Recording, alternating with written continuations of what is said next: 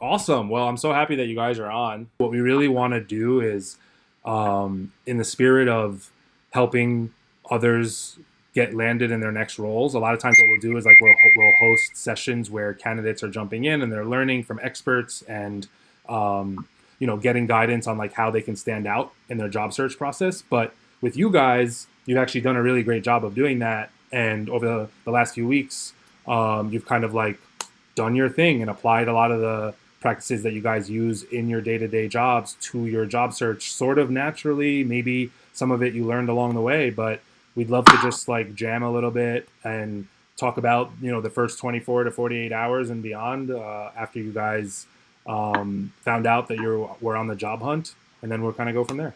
Ryan, I guess you want to just walk us through like kind of what that was like. Yeah. What was the first thought that came to your mind other than shit? I mean, the first thought was like, all right, I'm being laid off. Like, we're going to Mexico. And then the second thought was, shit, I can't go to Mexico. Yeah. So, I mean, I'm actually like, I'm really bad at like not having something to do. So my brother was like, dude, come over. Like, like let's drink and smoke cigars. And I was like, maybe in a few days. Like, I kind of want to fix my resume right now. Like, right now I'm super motivated to jump into things. Yep. That's something that we do a lot. And that's just like, I mean, definitely a benefit, but also a huge fault. I'll admit that. Like not being able to disconnect. So I dove into like fixing my resume and spent like probably 2 days more than was necessary on it. Just getting a lot of feedback. And then the first call I had was like with a Google recruiter, and he told me like, hey, he texted me like 5 minutes before the call, and he was like, hey, still willing to like chat. However, we just like put a hire on or a freeze on hiring. And I was like, okay, cool. Like, it's still a great company. Like, if you're a recruiter there, then like I'm still gonna pick your brain about like what I can be doing here. Yeah. And that was actually like a fantastic conversation because he was just a really cool guy and was like, hey, I can't really help you in my role, but like I can still help you as like a friend. Right. And so we kind of sat down and he just kind of tore my resume apart, like focusing, like really trying to tailor the resume to say, like not just what I did, but like what I can contribute to the next role and like moving forward. And so kind of, he kind of made it more of a pitch, which Yep. was awesome. It was easier to tell the story about. And then from there, fortunately, given the time, like everybody was so willing to help out and, make connections. And when I had downtime, I definitely made, just did random like applications. But for the most part, I was really just, knocking on doors, basically, of old connections saying like, hey, I know, you work here, are you guys hiring? Trying to identify connections that might be able to help me out. And that was really where, I don't know, Haitham, I was telling you the other day, I think it was like 95% of my phone calls all started through a connection. So like really using the network and some sort of introduction was really where all of my success came from. Yeah. And Kevin, did you have a similar experience? I know you mentioned you were tapping connections a bit too. Yeah, super similar. Ryan, I wasn't as good as you. I didn't hop on it the next day. I did give myself one day to actually have a bunch of beers and play some video games. I had to grieve a little bit. But Yeah. after that, I'm like you. I'm a creature of scheduling and like to-do lists. So I just don't function well unless I have a schedule. So I'm not the kind of person who can just sit around all day and do nothing. Yeah. So the first thing I actually did was just kind of do like how I approach my regular day. Like I woke up, I did my exercise and meditation, then I sat down and put a to-do list together for the day. So today I'm going to start. It was a mixture of job activities and of just like professional development. So I actually started to learn to code. That was something that always was not my skill set, but I'm like, I'm going to join Code Academy. Mm-hmm. And I'm going to teach myself SQL, and I'm going to teach myself Python, because these are things useful in sales. And then I went through my list, LinkedIn, like you said, I reached out to all my friends there on LinkedIn, started teaching myself how to get in touch with people there. And then after that and having discussions, that's when I went on to tailor my resume because I kind of wanted to figure out what I wanted to do first, kind of figure out what my next steps were. I didn't want to just accept kind of any job. And from there on, after that, I added myself to there's a bunch of like lists going on right now, especially in the startup community that you can add yourself onto, which is where I actually got reached out to for this job, where I am currently in final stages for, fingers crossed. Yeah. But that's what we went through. Just kind of treat it like a regular day of work. Like I had to have that to-do list, or else I kind of lose that momentum and lose that speed. I was similar. It took me like probably 3 or 4 days to like really have a productive day where, it's like you're working all day and then the day's over and I got like nothing done. So really setting those lists and just treating it like a normal work day was key for me also. Yeah, I think a lot of what you guys are saying, like it's almost like you needed to take a step back and almost like rebuild like a go-to-market strategy and figure out like, what do I want to do? What am I going after? What do I have? What am I missing? And then just start executing on it. Kevin, you brought up something I thought that was kind of interesting there too, when you said you wanted to make sure you were applying to things that were really interesting or like things you wanted to do, instead of what I feel like a lot of people do is panic and just sort of go, hey, I didn't see this coming, so I need to just cast a really wide net, and then you just get in this busy work of, well, I got to keep applying, I'm not hearing. And then they get so caught up working sort of in their job hunt, they don't work like on the growth. So like, can you talk a little bit about how you even thought about, well, shit, what do I do? What do I do next? What do I really want to go after like wholeheartedly? Yeah, that's a great question. Well, I started off just more like obscure and just kind of thinking of like what I've done, what I liked in my last positions, and what kind of position I'm looking for. And then I kind of took it kind of like you said, a go-to market strategy. I actually made a Google sheet, and I put down all my target companies if I have a connection with them, and my next step with them, and where I am going to be. And kind of like I'm a sales guy, so like my sales process on them. Are they in my never touched, don't have a contact, or are they someone that I've talked to? Is it somewhere I applied? And then I work through that pipeline, creating my application pipeline and kind of try to get them to the next few steps. And each one too, I kind of wrote a description about what I liked about the job and what I didn't like about the job as well. Ryan, did you take like a similar, or have you kind of taken a similar approach to like pipelining your? Yeah, it was similar. Like also had the Google sheet, kind of went through like, where would I like to work? Who has job postings? Who do I have connections to? Who do I see, growing through this sort of, pandemic? Yep. Just those, I guess those were kind of my 3 columns. And then, the connections is obviously a big one. I am still pretty early in my career, so I didn't have to go through as much of a, where do I see this taking me? For me, unless I was going to change, make a pretty dramatic change, like I knew I wanted to be an account executive again. I still know that I haven't by any means accomplished that goal yet. Like I had the job, but I wasn't like crushing it or ready to go to the next level. So that part I didn't need to go through. But my focus was definitely more on, what are the companies that I see growing? What are the companies I'm excited about? What are the companies that I think are safe? What are the companies that I think would be a stretch? And I definitely did a little bit of that, cast the net a little too wide in the beginning, because I definitely panicked a little bit. This wasn't expected. But I was able to kind of, narrow it down once I started getting calls back.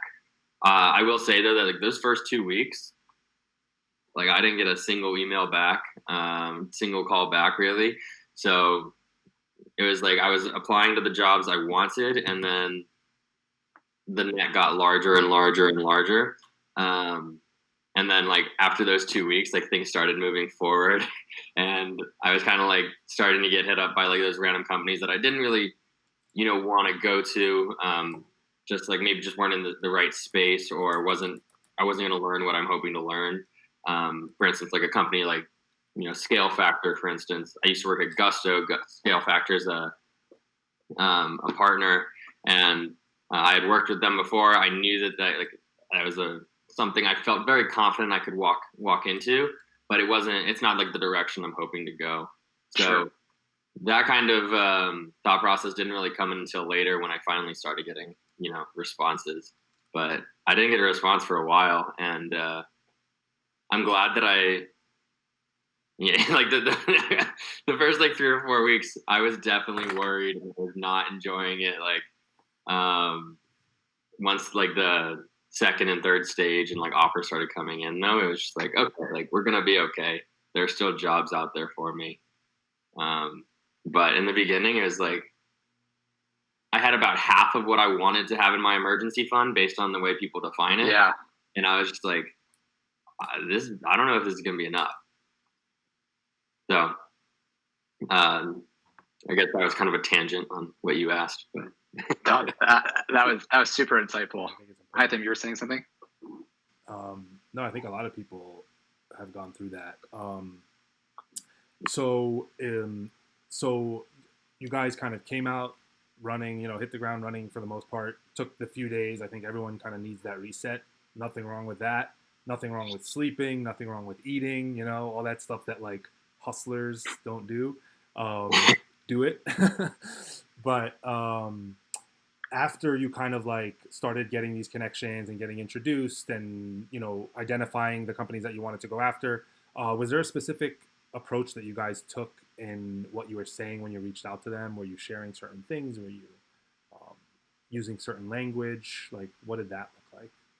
Yeah, I guess when I reached out, you talking to like reaching out to your connections that you already know, or reaching out to like kind of cold reaching out? Both. Like when you did reach out to your connections, like what was that like? Like, did you give them a blurb to forward along? Did you include anything with it? Were they just, good friends? When you did get connected with the hiring manager, what were some of the things that you did to prepare? I think it's a lot of the things. It's a very leading question because I think it's a lot of the things that you might take for granted. But what was your kind of process preparing for the conversation? That's a great question. For me, I just set up about 30 minutes to an hour with every single one, just to catch up, see how they were doing, and kind of make it as a very like casual conversation. Learn a little bit about the roles there, and then from there learned about the company, and then obviously got a little more strategic in my outreach and my blurbs and putting together a letter. But I just want video time, FaceTime. Everyone needs an excuse right now to talk to somebody because we're all by ourselves in an apartment. So even someone I haven't seen in 6 years, it was just nice to chat with them. So you kind of got lucky-ish where they were actually directly working at the company that you were looking to work. Correct. Yeah, these are friends from previous roles and stuff like that. And did you run into situations where it was like not a direct connection, but it was like someone who was connected to a company that you wanted to work at? I've gotten to a friend of a friend, if that counts. But yeah. Okay. I've done like a 30-minute video call with a friend of a friend. And Ryan, were yours more like direct connections, or were they kind of second degree as well? Yeah, there was a mixture of it all. My brother's a YC founder, so I was lucky that I kind of had a plug into the YC community, which started a lot of good conversations for me. But I kind of decided that I didn't want to go to something that was that new again. I was the first sales rep at my last company, and it was awesome, but I just don't think I think I should be on the team right now. I think, I have a lot to learn. I found that like even just having like honest conversations with those people, they would be like, hey, like maybe, we don't have the support that you're looking for right now, but like, let me connect you with so-and-so. And that got me an intro to Salesforce. SAP's not like froze hiring. I don't know how, or like I was laid off on like April 3rd. And I like got in the door for 3 or 4 companies only to be like, hey, so we're actually freezing things. Yeah. Same. So, yeah, my kind of conversations, like the only caveat, the only thing that was really different from what Kevin said was just that I was pretty upfront about like, hey, like I'm, looking for a role again. Do you know if you guys are hiring at all? And like, because of the, circumstances, nobody seemed to react like that was too forward or anything like that for me. I think this brings up one thing I run into with friends a lot because I work with recruiters as our client base. And I feel like a lot of my friends or anyone in my network who's looking for something new, they don't, a lot of people really don't understand how like executive search or RPO or any of that, like, hiring services work until or if and when somebody like reaches out on LinkedIn with like an in-mail or something. And I think it'd be curious to kind of hear from both of you, Kevin, since you're a bit more seasoned of a professional, like, had you thought about reaching to any recruiters that you might have come across or knew, or had you had any that were interesting that you'd worked with in the past? And then Ryan, kind of like the same question, since you guys are both at kind of like different stages of your careers. Yeah, I actually went through LinkedIn. I don't even know if this is effective, but I just added people that were recruiters on LinkedIn to my network in hopes of like getting some attention to like things that are posting about, looking for work and all that. I tried to reapply Vettery. I'm not sure if you're familiar with Vettery, but they're actually the ones that got me my most recent job. Interesting. I was laid off at. Tried to apply there, and it's been 2 months trying to get my application forward, so I don't even know what's going on with that. And the person that currently got me into the job, I don't want to name the name of the company yet until the offer comes. It's just my style. But sure. The person who set that up was a recruiter who found me from one of the lists, reached out to me, and then connected me with people over at a company that I already knew some people at anyway, so I was pretty lucky. But some recruiters, some were trying to charge me, which was interesting. I've never been in that kind of market where I had to pay percentage. Yeah. Which like I wasn't trying to cross that bridge until I got really desperate. But a little mix of everything. So I'm curious, like, about like what you guys did with your LinkedIn. Did you guys like update your LinkedIn to show that you were looking immediately, or did you like kind of keep that private? I did it the day of. I wrote like a long like note. I had a lot of really great connections. I've been in the food and beverage tech space for a while, and it's kind of it's an interesting time for it. So everyone's coming together right now, as you know, because restaurants are closed. I was selling to stadiums before that, and sports are canceled right now. So people are being really good at coming together. So everyone has been like really just kind of sharing. I got amazing contacts and comments from that. Did you guys, I'm just curious, did you guys walk in with like a pitch, like the first interview, like what were you armed with? What did that prep process look like? I definitely had a story, like, like why I'm looking right now. Nobody really asked me like, why were you let go? I did try and like get ahead of it and like explain,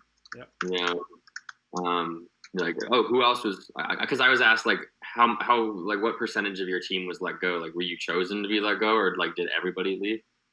And so I tried to like, I kind of just like offhandedly got rid of that. I was like, everybody but the VP's gone. So if you're trying to figure out whether I was gonna go anyway.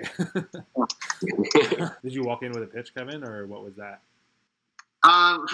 No, I kind of got caught by surprise by that question. I didn't even think about it. They asked me, I thought everyone would just kind of figure like COVID-19, especially in New York City.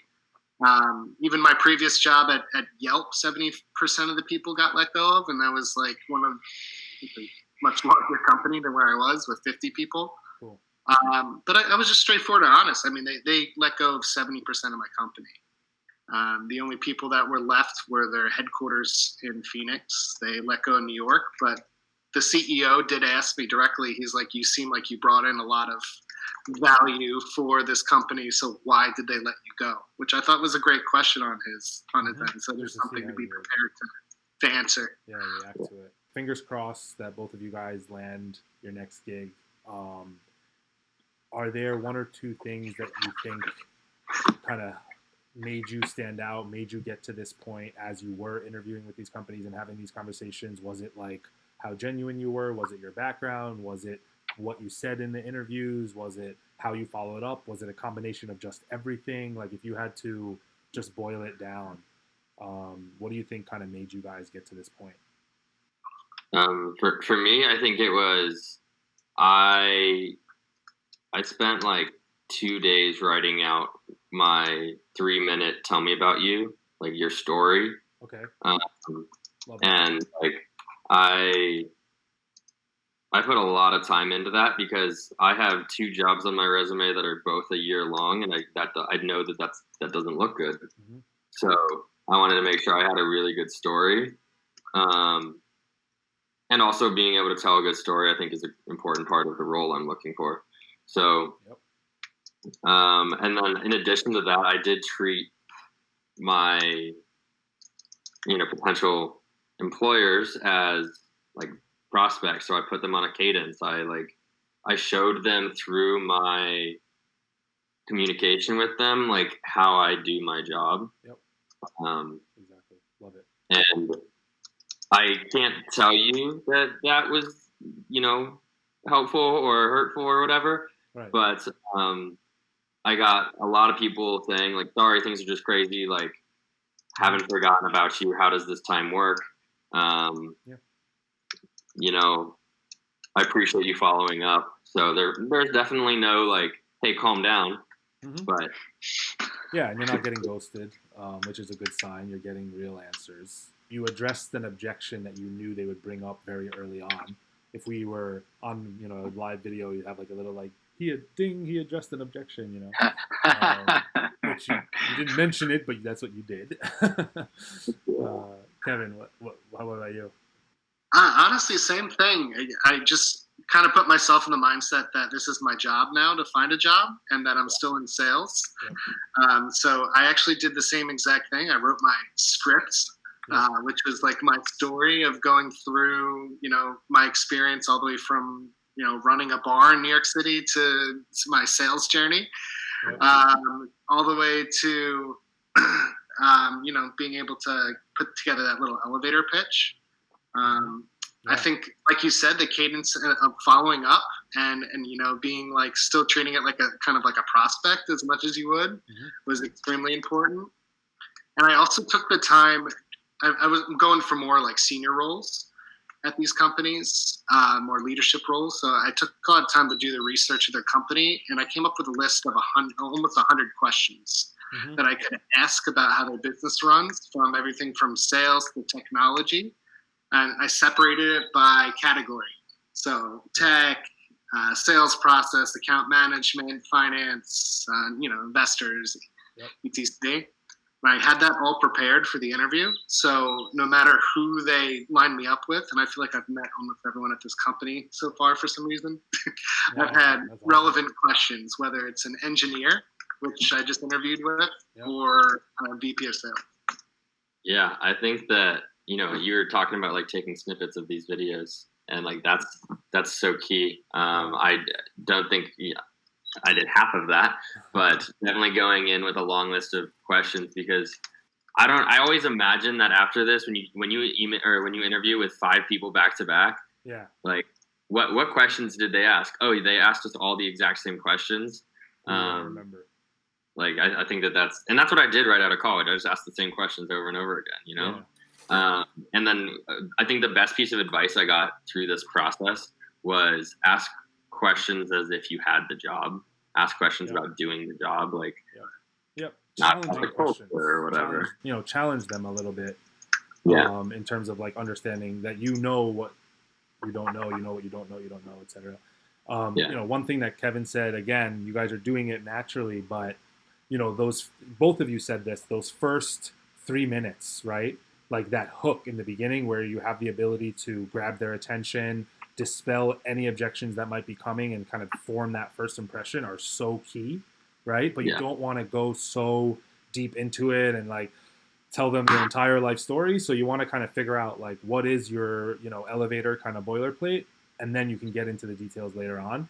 Another thing that Kevin and both of you mentioned the importance of is asking really great questions, right? And that's like a huge tenet of sales, is letting the prospect talk, right? And leading the conversation, taking control. Ryan keeps control of the sale really well, right? You're able to basically have a cadence with these buyers, and you know, they respect you for it, and there's kind of that mutual respect where when you're checking in or you're following up, it doesn't seem like you're just nagging them and trying to get a desperate response.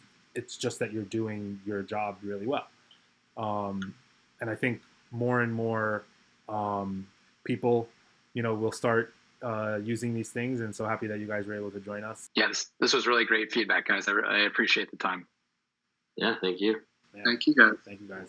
We'll talk soon. Good luck. Obviously, we're here to help as much as you need. So Appreciate it. Appreciate it, guys. cool. Take care. Take care.